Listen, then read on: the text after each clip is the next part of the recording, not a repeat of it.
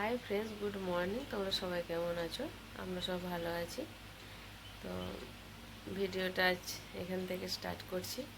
তো আজকে সারাদিন কী করছি তোমাদের সঙ্গে সব শেয়ার করবো, তোমরা সব দেখতে থাকো। আর আরেকটা কথা, আমার ভিডিওগুলো তোমাদের কেমন লাগে তোমরা তো কমেন্ট করে কেউ জানাও না।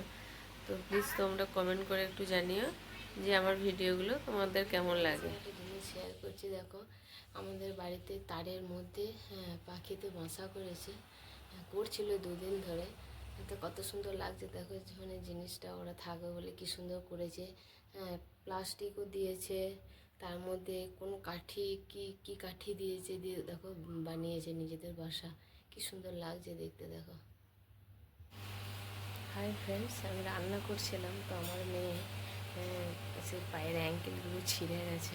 তো কিছু পুঁথি আর কি, আমিও কিছু পুঁথি সুতোর এসব কাজ করতাম আগে, হারটা বানাতাম।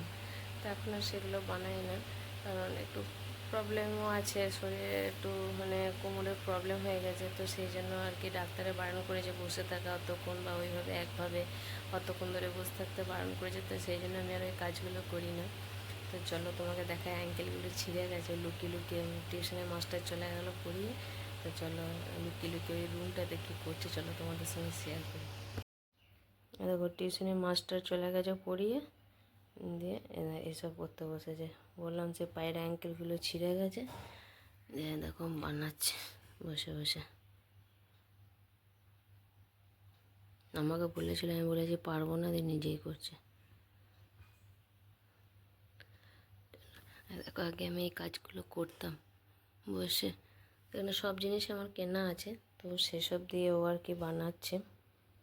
তো বান্না দেখি কতদূর কী করতে পারে, তারপর তোমাদের সঙ্গে শেয়ার করব। যদি সাকসেস হয়ে ওঠে ও, তাহলে তোমাদের সঙ্গে শেয়ার করব।